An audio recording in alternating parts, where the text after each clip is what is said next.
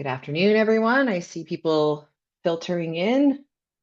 So we'll give everybody a minute or so, but we're going to get started fairly quickly here.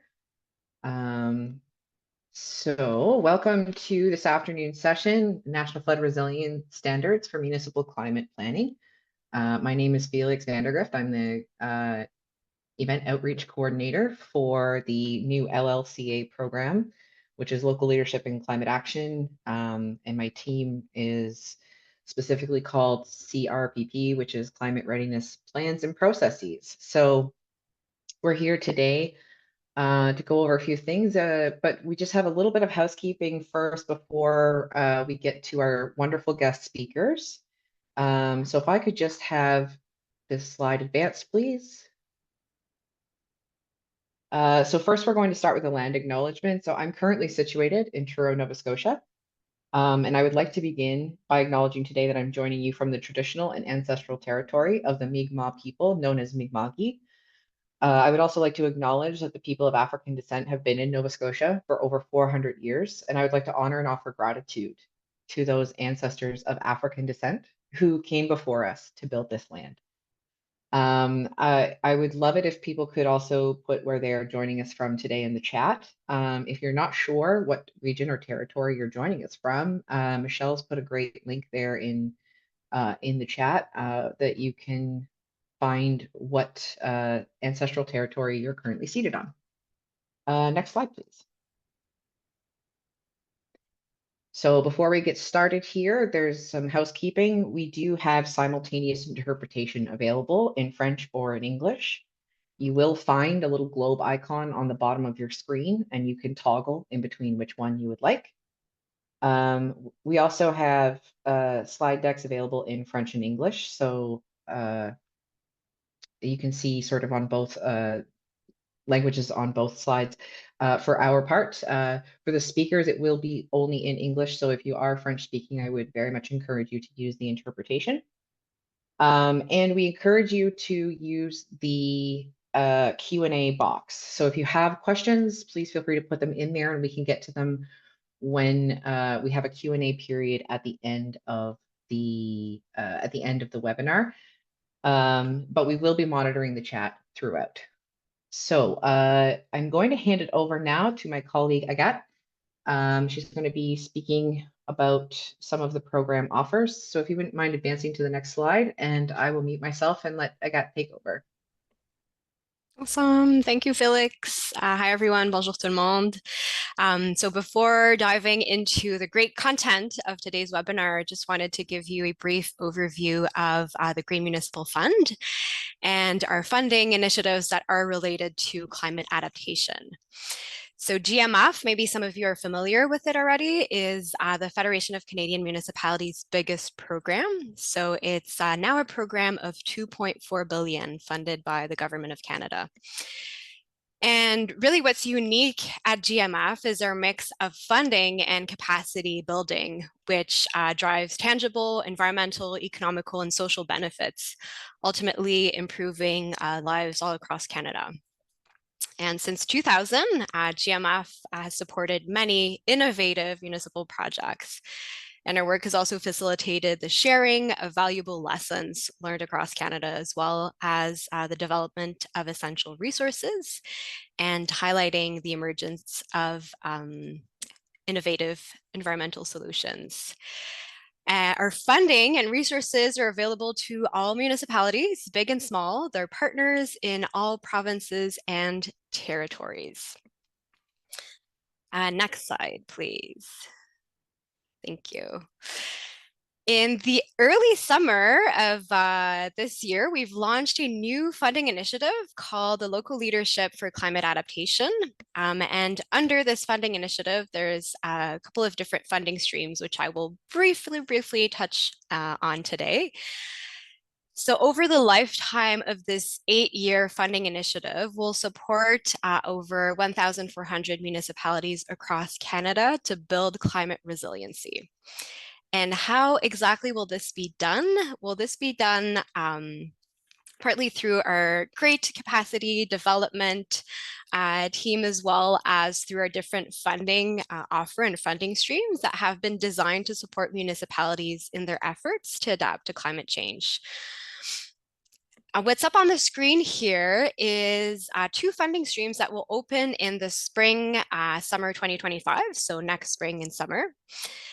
And if you'd like to know the exact date for the next intake for those two funding streams, I would encourage you to subscribe to FCM's newsletter, and we'll drop the link in the chat if you're interested in subscribing to the newsletter. So what we see here up on the screen, the first funding stream is climate ready plans and processes. So that focuses on climate adaptation planning. So ultimately, these are projects that will have an impact at the citywide scale. So these are, for example, climate risk assessments, climate adaptation plans, and such. And under that specific funding stream, there is up to 140,000 that's available, depending on the size of your population. And the second funding stream that we have up on the screen here, Adaptation in Action, focuses on the implementation of adaptation actions. So we're really zooming in at the project level here. So these are smaller capital projects that once they're completed, they'll result in the immediate potential for climate risk reduction. And under that specific funding stream, so adaptation and action, we support two different types of projects, so feasibility studies and implementation projects.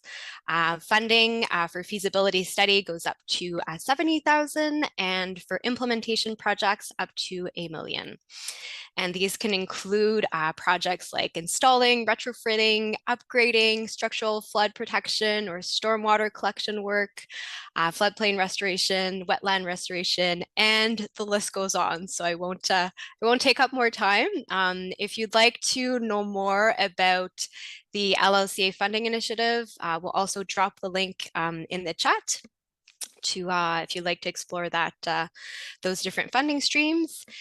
And I'm just going to finish off by saying that there's an entire team at GMF that is here to support you, navigate our different funding offer, and help you prepare the best project application. So don't hesitate to reach out to us, and we'll be happy to have a conversation with you. And also the link will be dropped in the chat for that. And I will hand it back over to you, Felix. Thank you so much. Can we advance to the next slide, please? Okay, so I'm going to introduce our speakers. Up first, we have Bill Gibbon. He's the Chief Administrative Officer for Jasper, Alberta. Bill has over 20 years of municipal experience, including elected roles as councillor and full-time mayor of the city of Grand Prairie, Alberta. And since 2021, he's been the Chief Administrative Officer for Jasper. So with a Master of Arts in Leadership from Royal Roads University and extensive board experience, Bill brings a wealth of knowledge and leadership to municipal governance. And we're excited to hear from his perspective today. And then our second speaker is Jeff Menard. He's a program manager with the Canadian Standards Association, or the CSA group. His primary role is to coordinate and drive team of project managers in efforts to develop and manage natural resource-focused standards. His portfolio includes more than 30 published standards, guidelines, and research reports, and many other new standard products currently in development. He has over 20 years of experience working with a broad set of interest holders, including forestry, mining, construction, and government, as well as working extensively with municipal governments. So obviously some really great speakers today. So I'm going to hand it over to Bill to start. And if you could just advance to the next slide, and we'll get going here. Great. Thanks very much, Felix. Appreciate it. And good afternoon. Bonjour, everyone. It's a pleasure to be joining you. You might wonder a little bit why I'm on a webinar about flood resiliency standards. Certainly flood might not be the first thing that comes to people's mind about Jasper right now. But I'm really here to speak about a small municipality's climate journey. and how, from our scale, dealing with the issues related to climate change and adaptation and the technical matters really could use some support. If we can go to the next slide, please. So Jasper's been in the news quite a bit recently, but I thought a little bit of a backgrounder might be useful. We are a relatively small, relatively remote community, and with our workforce and local economy is really 100% tourism based. We are under 5,000 population in our federal census, and typically our municipal staff is about 120 people on payroll, including, the front desk clerk who works a couple of casual hours a month.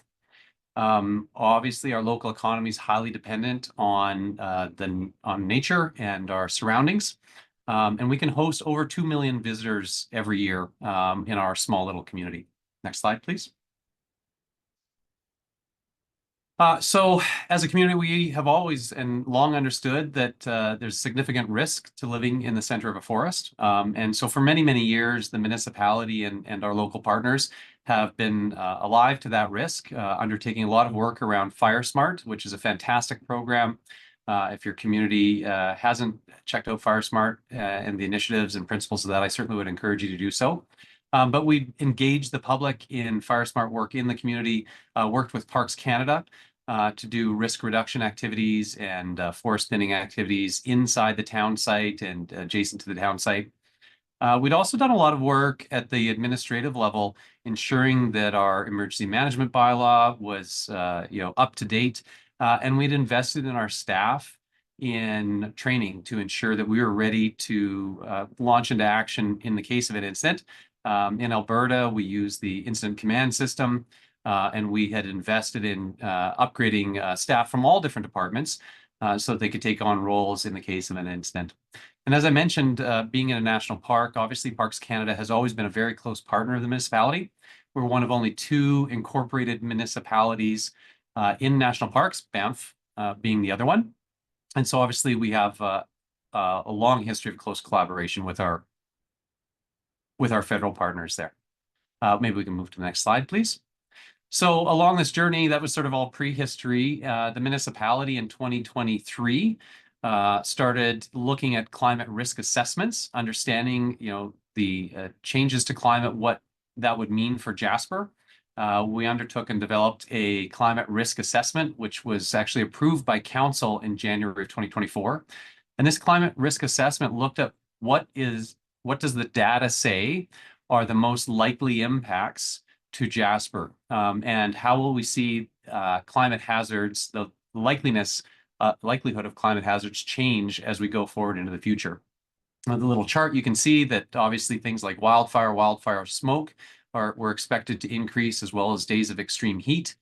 But also things like precipitation, extreme cold, as well as extreme heat, more freezing rain, more hail, increased risk of localized flooding and river and creek flooding.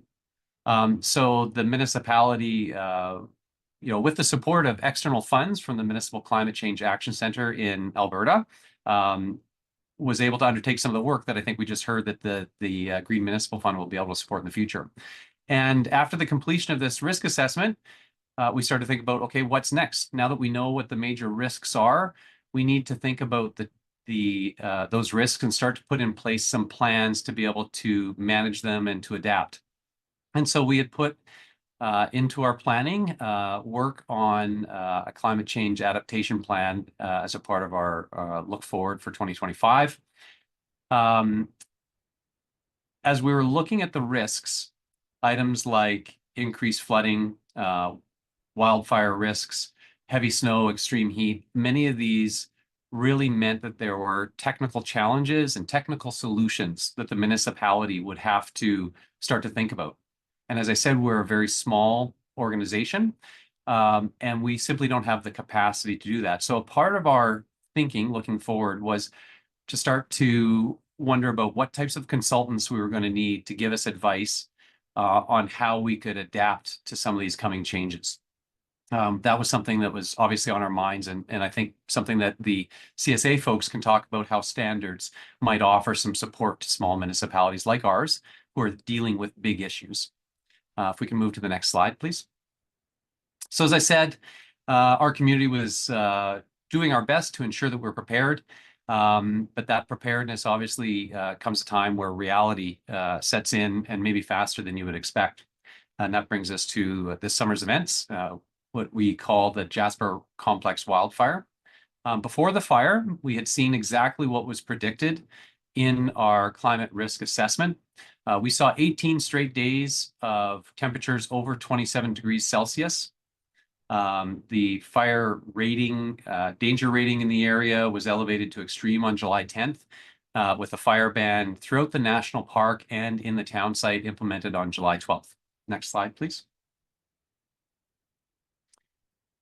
On July 22nd, late in the afternoon, a first fire was reported near the Jasper Waste Transfer Station, which is actually quite close to the town site on the north end of this map that you can see. Shortly thereafter, 3 additional fires were started quite a ways away from the town site at the Kirkesland campground. And those fires in the south end quickly merged into a larger complex fire that proceeded onto the town quite rapidly. Next slide, please. So within hours, those southern fires combined and expanded into to cover an area of over 6,000 hectares. That afternoon, evening, we assembled council, declared a state of local emergency. Even though at that time the southern fire was still quite a ways away, the high winds made it a significant risk that we had planned for. And the waste transfer station being in close proximity to the town site was obviously a significant risk. So a state of local emergency was quickly declared, and the evacuation order for the town and the national park followed closely behind at 10 p.m. I'm very happy to say, excuse me, that evacuation went without incident, with over 25,000 people safely evacuated. Next slide, please.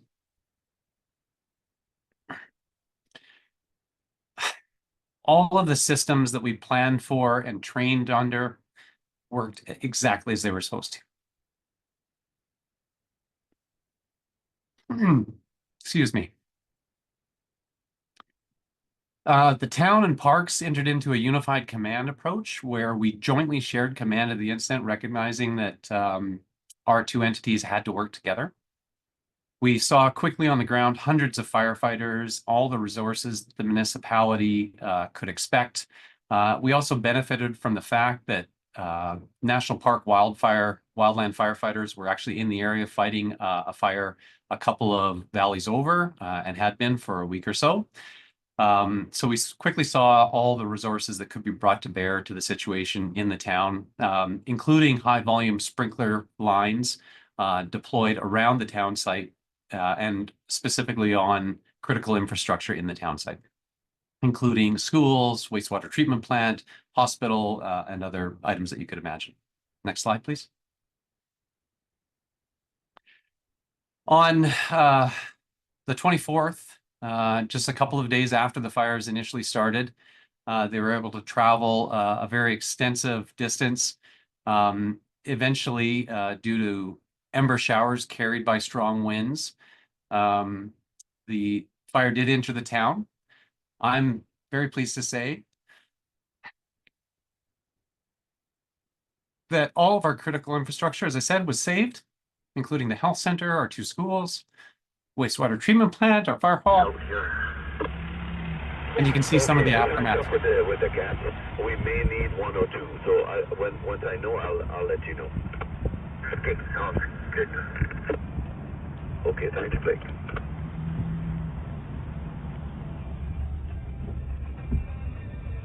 What about the Nodwell perm?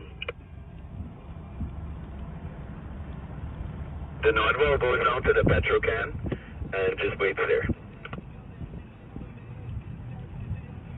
All right, I'm on my way. Yeah, that's there's another water truck parked there, I think. Where's Mom and Dad's house? I'm stepping away from the radio for about 5 minutes.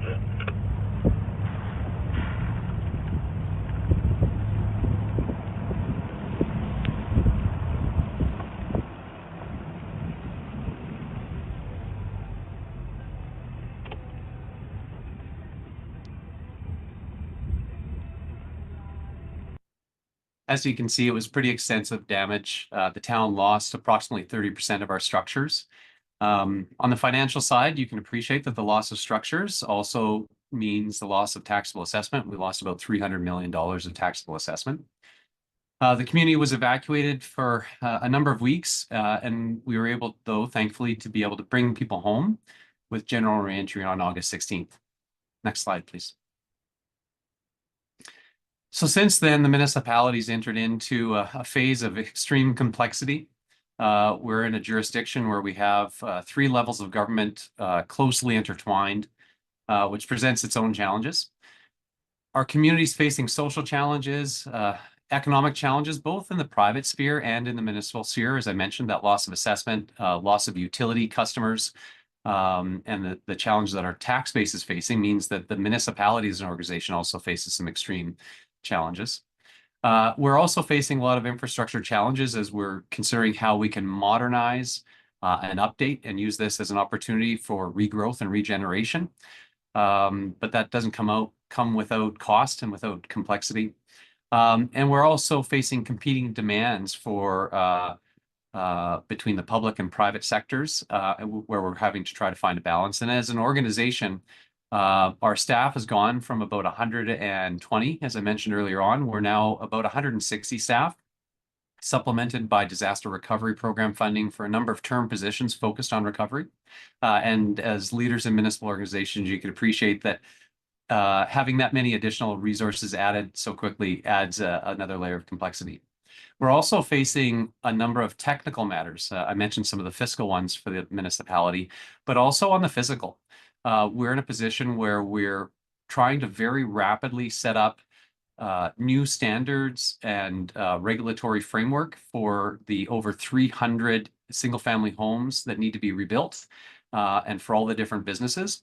We're trying to understand how we can build in better resiliency, better environmental outcomes, how we can increase density within our municipality, and what the impacts of all those changes will be on our physical infrastructure. As a small municipality, trying to deal with these significant changes means that we need to look for outside support and outside resources to help us quickly deploy solutions to some of these highly technical matters. I think Jasper's journey from preparedness through an event and into recovery is a great case study in what can happen in any municipality. The hazards might be different. It might not be wildfire in your area, but the fact is that climate change brings increased risk for all of us. And all of us, no doubt, are doing our best to prepare. I think Jasper's experience shows that things can happen more rapidly than we expect. And when that happens, my learning has been that you need to look for outside help wherever it can be found in order to best serve your community. I'd encourage all of you to do that. I'm looking forward to taking your questions. I'd encourage all of you to look at the funds that were mentioned earlier on in terms of climate adaptation planning and risk assessments. If you haven't already undertaken this work, absolutely do it now. Start with understanding what your risks are, and then look for the resources to be able to address those risks, to be able to ensure that your community is repaired and prepared. Thanks very much for the time this afternoon. I'm looking forward to hearing from you in the question and answer session. Felix, back to you. Thank you so much, Bill. And I very much appreciate the emotional aspect, because it's very easy to talk about a lot of climate risk and things like that. But, you know, the human element sometimes gets lost in that. So if you have questions for Bill, please feel free to put them in the chat or the question and answer box, and we will get to them at the end of the presentation. But for right now, we're just going to shift into the next presenter, which is Jeff. If you wouldn't mind turning your camera on and unmuting yourself, and I will hand it over to you. And he's going to talk about CSA standards. Thank you, Felix. Thank you, Bill, for your heartfelt and impactful presentation there. Hard act to follow, certainly, but I'll do my best. I also want to thank FCM for providing the information up front with respect to the potential funding that's available in the coming year. I think you'll find some of the documents and some of the references that I'll provide through the presentation will give you will be very aligned with some of those initiatives. So I hope you find it useful. I'd like to also thank our hosts, FCM, for the kind introduction and for providing this forum for our discussion. And thank you all for joining us today. I'm appreciative of this opportunity to share the works of CSA Group with you. It allows me to provide greater context about how national standards can be used to complement the efforts of municipalities and regions across Canada, and further how standardization can be leveraged to save your organization and affiliations time, money, and effort. Next slide, please.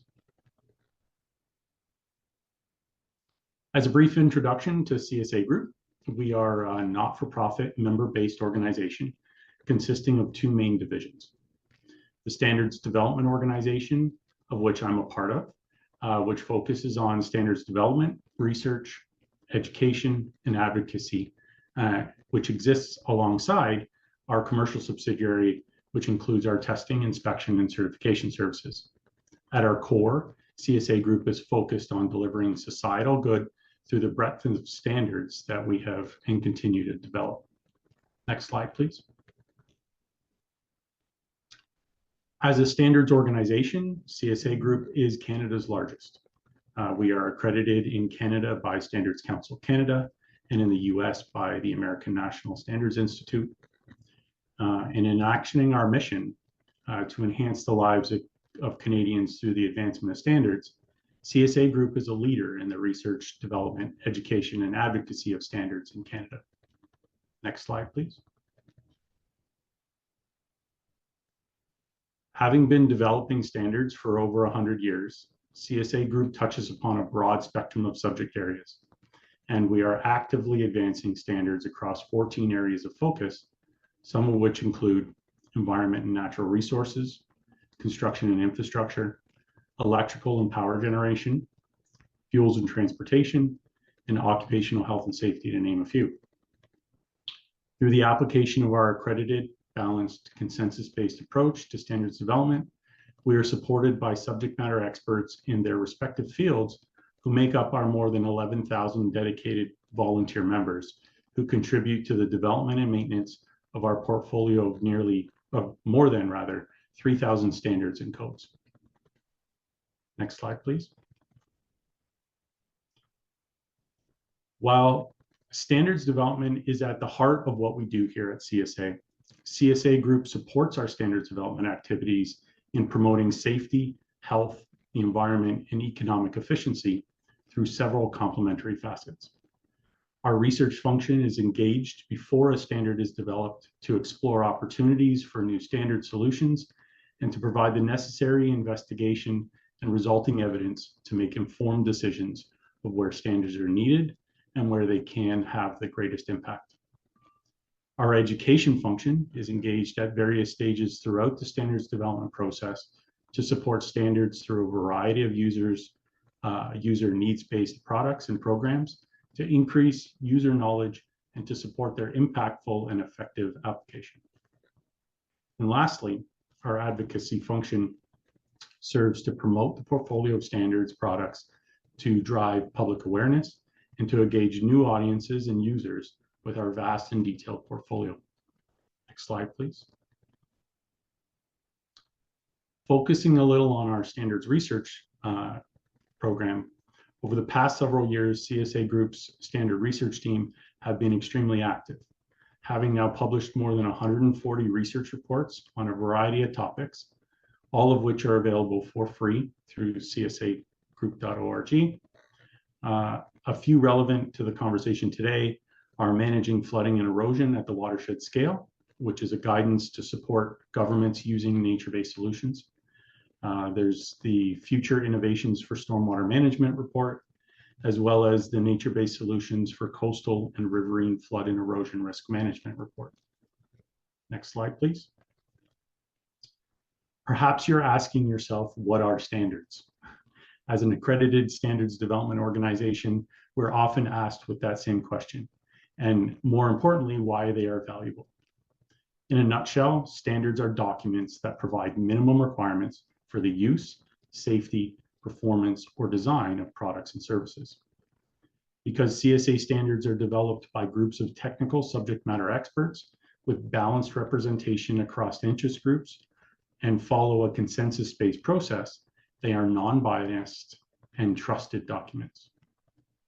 The robust accredited process by which they are developed at CSA Group adds credibility, and then once published, they are maintained as living documents, meaning that they can be updated to reflect new best practices and methodologies as they become available. In the context of our discussion today, standards are particularly valuable tools because they are recognized benchmarks and can be used to demonstrate good practice. This is valuable not only for established processes, but can be highly effective for supporting innovation and advancement of new processes and procedures. At the end of the day, standards provide consistency, clarity, and transparency, which reduces risk and uncertainty for organizations working with them. Next slide, please. Now that you have a better sense of who CSA Group is, let's dive into how CSA standards can support municipalities with flood resiliency efforts and development of climate action plans. To both summarize our work and provide guidance to municipalities in the application and leveraging of the available CSA standards in this area of focus, CSA Group has developed the Municipal How-To Guide for CSA Community Water Standards. This guide, which is freely available through the link just recently provided on screen, is aimed at aiding municipalities in identifying opportunities for the integration of standards into their planning and approval documents and processes, as well as their emergency management and climate action plans. The guide offers a three-step approach. First, the assembly of your toolbox by walking the user through identifying opportunities for the application of and reference to available standards within respective policy and regulatory documents. The next step is guidance to aid in identifying gaps in policies and processes through a simple survey of targeted questions. And finally, offers sample language that can be copied and pasted into municipal policy and regulatory documents to develop your necessary policies, regulation, and guidelines to support your overall plans. Next slide, please. At the highest level, the guide can be used to familiarize municipal staff, elected officials, and outside consultants with the available stock of CSA standards applicable to municipal climate resilience as it relates to water and flooding. Perhaps one of the most valuable aspects of the guide is its versatility, as the guide can be used by municipalities of all sizes. For larger municipalities with diverse and technically advanced teams, the guide can be used as a reference to aid in identifying opportunities to incorporate resiliency into new and existing policy and regulation. As Bill mentioned, on the other hand, for smaller municipalities, those who perhaps don't have the resources available to fully explore some of the more advanced areas of focus, the guide can be used as a roadmap to integrating resiliency into policy and regulation, offering the potential of avoiding the need for expending time and dollars on outside consultants. Next slide, please. Over the next several slides, you'll see a number of standards highlighted from the CSA How-To Guide. These standards are particularly applicable to supporting climate resilience within the municipal environment. Many, if not all of which, were developed with committees of subject matter experts that include municipal technical experts from across the country. These standards focus on managing stormwater systems, providing guidance for incorporating flood resilience into new residential communities, and identifying and prioritizing flood risk in existing communities. In the latest update of the How-To Guide, we have now added new publications aimed in providing guidance for establishing a natural asset inventory to assist with your natural asset management planning and assessing buildings and infrastructure for coastal flood risk. Next slide, please. This next collection of standards is focused on low impact development through the design and construction of bioretention systems, as well as more pointedly dealing with erosion and sediment control responsibilities that many municipalities are impacted by. The complementary design and construction standards for bioretention systems provide the necessary guidance for developing various types of bioretention systems, while also providing additional considerations for their construction. These standards are particularly impactful when considering the integration of nature-based solutions into municipal development plans and regulation. Similarly, the 2 erosion and sediment control standards offered include the guidance to provide a framework for the installation and maintenance, as well as the inspection and monitoring of erosion and sediment control measures as part of the sediment control plans often required in new municipal development and construction projects. Next slide, please. Beyond the how-to guide, CSA Group has also developed standards specific to Canada's North. The standards showcased on this slide address similar issues to those I have already highlighted. However, these have been specifically developed by experts and with experience in northern communities and climates. The respective committees include individuals who are particularly knowledgeable in the unique factors and conditions that impact northern communities, allowing for the development of targeted documents aimed at providing area-specific solutions. The last document shown at the far right is a new technical specification currently under development, which will focus on the specific challenges of managing water and wastewater distribution systems in northern communities, while also providing sound management practices and principles for the operation of such systems. Next slide, please. This last collection of documents that I want to bring to your attention is what is on our horizon. These 5 publications are currently in development and will be added to our published portfolio as early as next spring through the summer of 2026. The 3 most imminent standards to publish will be our guidance standard for interpreting intensity, duration, frequency data, along with our LiDAR and geomatic standards, which are focused on the acquisition, processing, management, and application of geospatial data for the purpose of flood mapping. These standards will serve to assist in standardizing collected data, making it more accessible and usable in its application. The next on the list is the Municipal Guide for the Selection and Deployment of Emergency Flood Protection Barriers.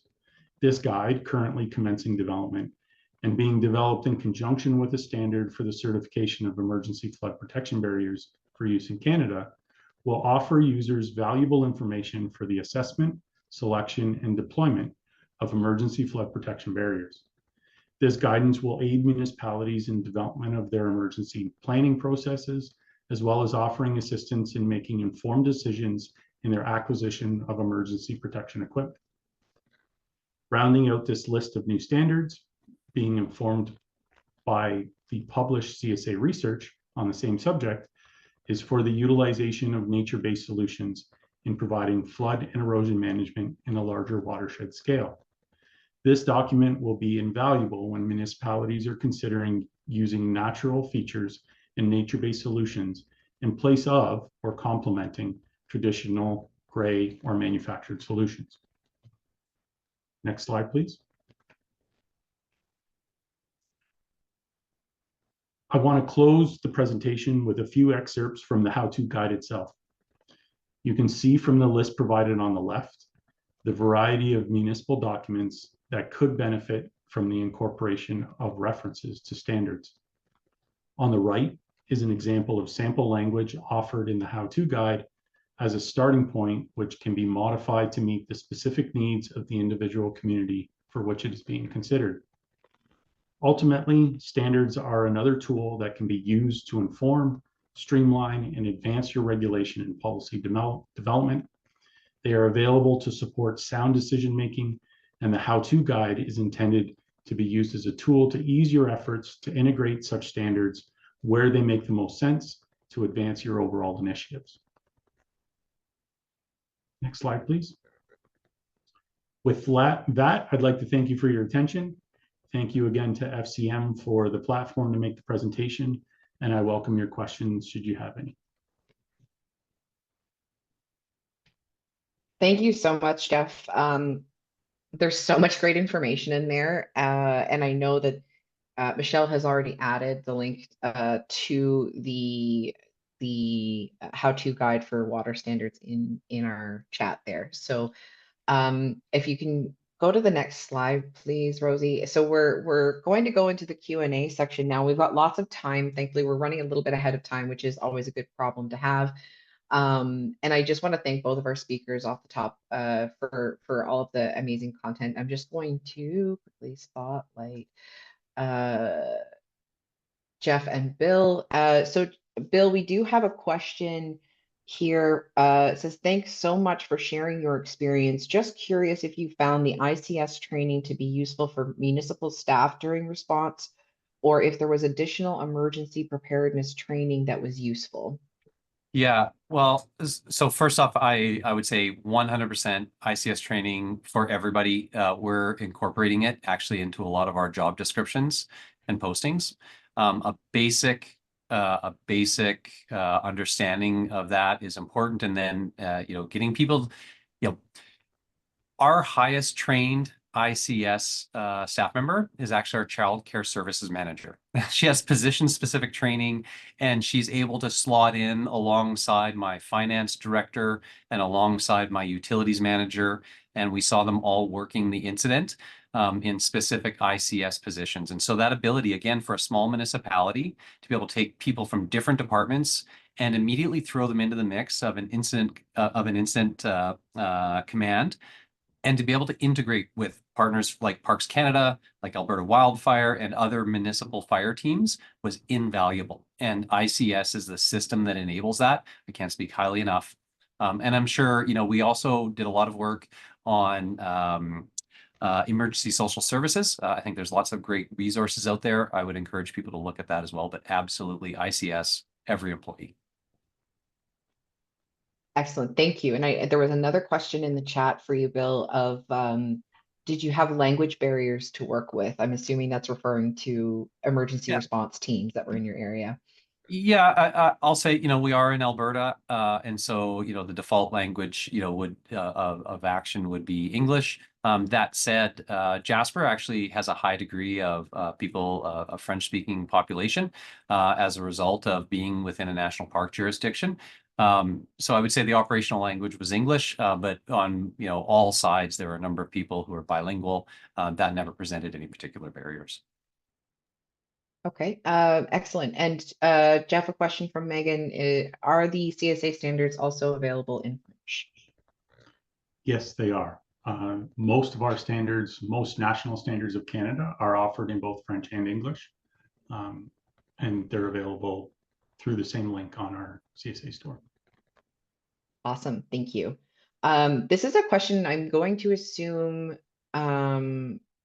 is for Bill, but because it was building on the question above, but I think this is something interesting because I know this is coming up in the CSA discussions as well. So I will pose it and we'll get Bill to answer first, but maybe Jeff as well. Building on the question above, was there an emphasis on building community partners and relationship in emergency preparedness plans? And how did you connect with external partners while the emergency was ongoing? Yeah, well, certainly, the municipality invested significant time and effort in collaboration with Parks Canada and has for many years.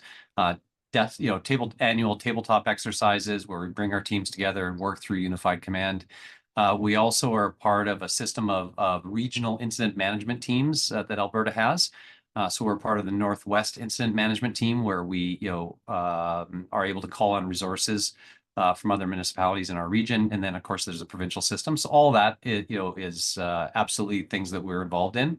I think that Alberta has a good system of that. I'm not sure that there's a national system, but I think the idea of interoperability is really important. And that's, that's where standards really come into play.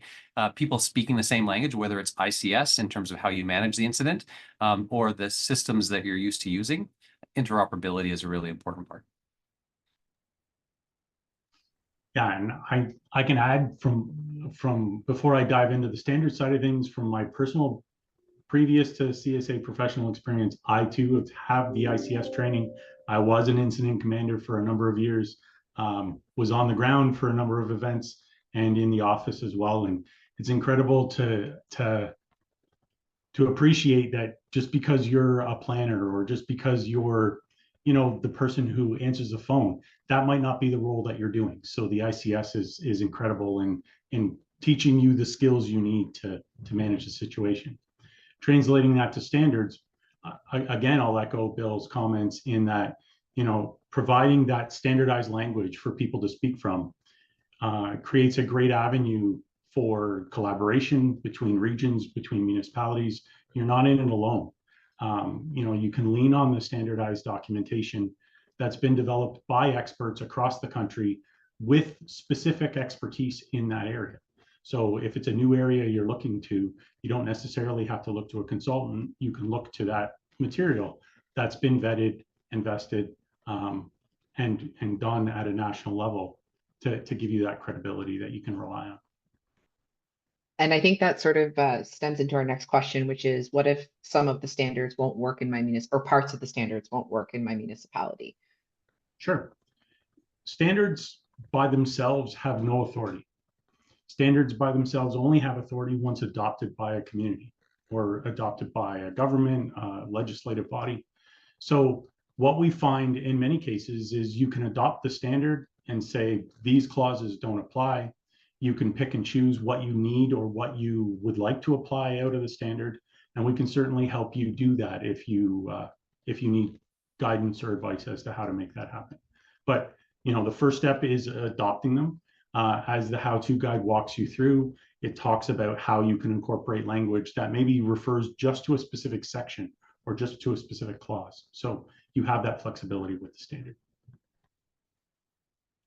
Excellent. And I think this next question from Sarah, can you give some examples of what other municipalities are doing for flood prevention best practices or how they're incorporating the standards? Bill, I know you were involved. I'm not sure you've adopted any of these in Jasper. I don't know. I don't think you've had the need to, but I know there are multiple municipalities that are looking at integrating these standards into their processes. And part of our effort and part of the reason why we're here today is to bring the message to you to say that they're available. Yeah, and maybe I'll just speak to that a little bit too, Felix. While Jasper hasn't adopted the flood mitigation standards yet, we have worked with CSA to look at other standards that might be useful as we look at rebuilding and where we can adopt those in our regulatory framework. But it just, from a very practical level, as you're developing, your regulatory framework in your municipality, whether it's your land use bylaw or any of your engineering standards or any of those other things. I think, in the past, you would hire the right consultant, and that right consultant would, create a bespoke, a customized solution that is specific to your municipality. And that's great sometimes, but it can also be very slow and it can also be very expensive.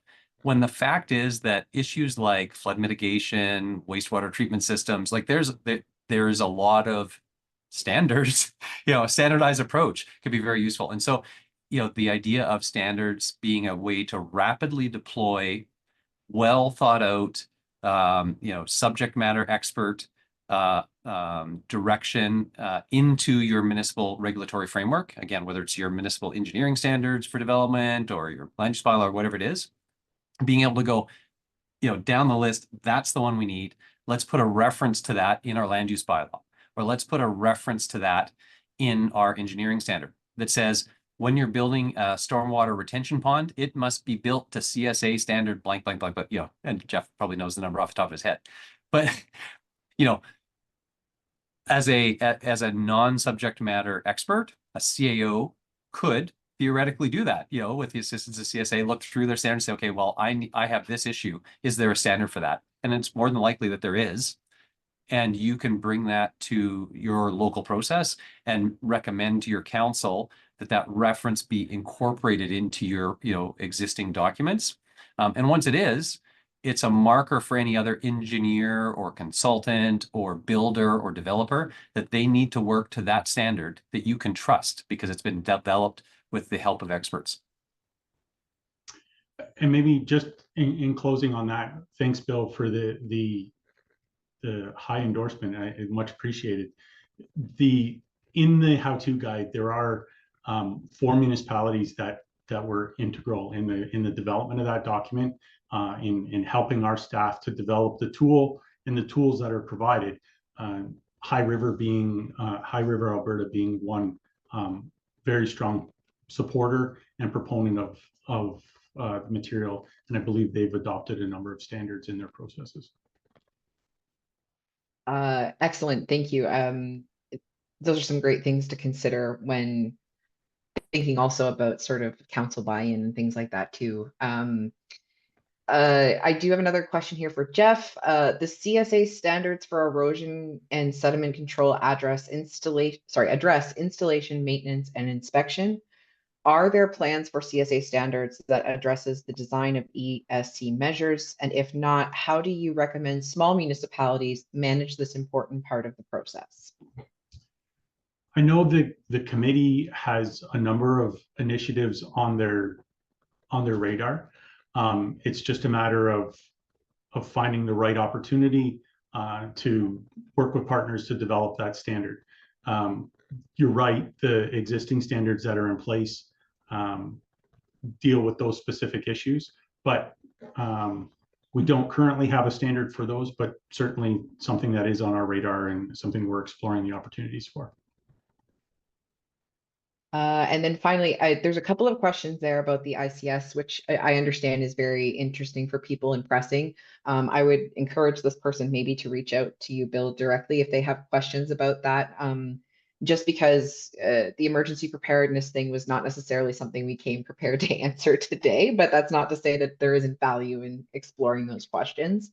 So the last question I think we'll take for today is from James, which is lots of great information. And Bill mentioned the importance of understanding risk.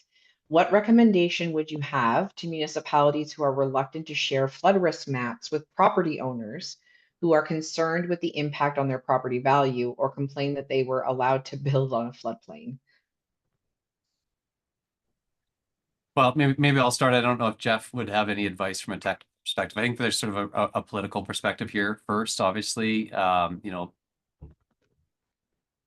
As municipal leaders, I think we've all experienced times where you have to be the bearer of bad news to your community, but in service of good decisions.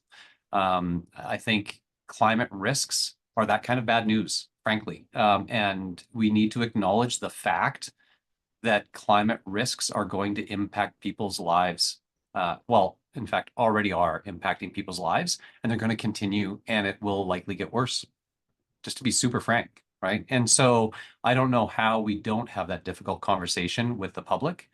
And it means sometimes talking about hard truths, but I think a hard truth in advance that allows people to consider how they might prepare is better than a head in the sand approach and having to mop up afterwards. And now, I mean, that doesn't actually make it any easier. I'm not sure that I have any advice for you on how to have that difficult conversation, but it's a conversation that needs to be had. And I think giving people the information that they need to understand their risk so they can start to think about what actions they might take has to be a primary step.